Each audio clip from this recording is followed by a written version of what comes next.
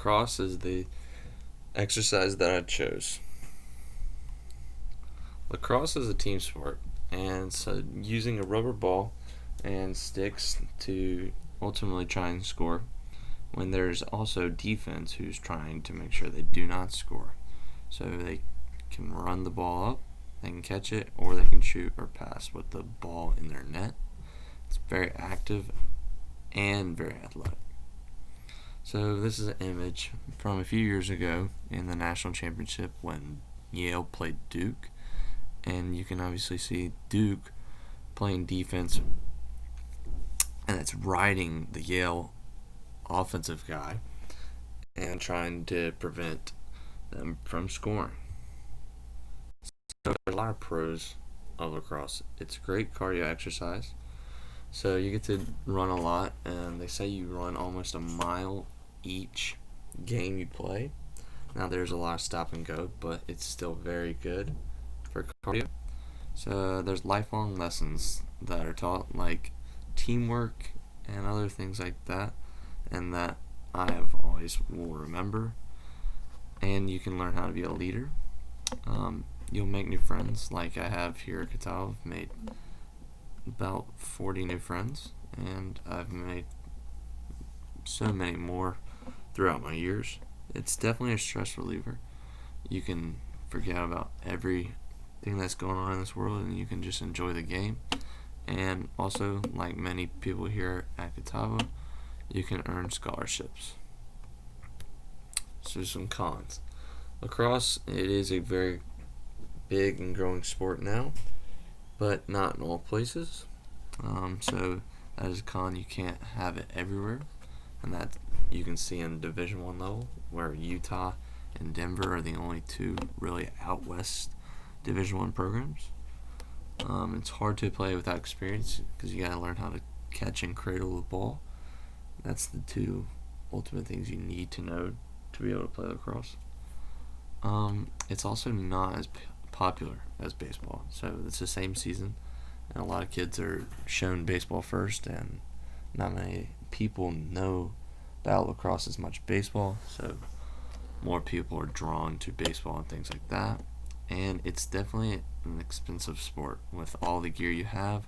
If you're playing travel or even rec, you have some fees you have to pay. So some injuries: ankle sprain, head and face contusion, concussion, knee sprain, which is either ACL, MCL, wrist fracture, hip flexor strain, low back pain. So I can actually say that I've had a few of these. I've had a concussion through lacrosse. I've had an ankle sprain. I've had a few broken fingers, and I've also sprained my MCL on both knees. So it is definitely a contact sport with many risks being injuries, but it is well worth it. So to play lacrosse, you will need quite a bit of equipment, which is a helmet, gloves, elbow pads, cleats, a mouthpiece, and a complete stick to play lacrosse.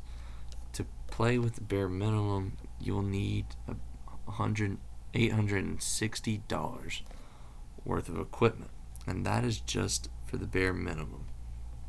And when you grow up and also increase your level of experience, the price will skyrocket because you want the best gloves, stick, helmets, and other protective gear, and it definitely gets cost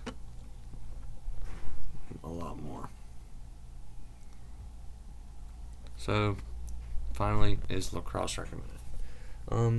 Well, lacrosse is a high contact sport, but it is much safer than most contact sports. Canadian Hospital's Injury Reporting and Prevention Program estimates lacrosse players have about 2/3 the injuries of soccer players, 1/2 of hockey players, and about 1/10 of injuries of football and rugby. Another recommendation is it's a good exercise. It really will get you in shape, and it honestly has changed my whole body since I've been a little kid. and there's also many motivations. It will motivate you to have better academics, so you're eligible to be able to play, and that's through all levels. It works on teamwork and problem solving. And like I said earlier, it is a stress reliever, and it is very nice. So that is lacrosse.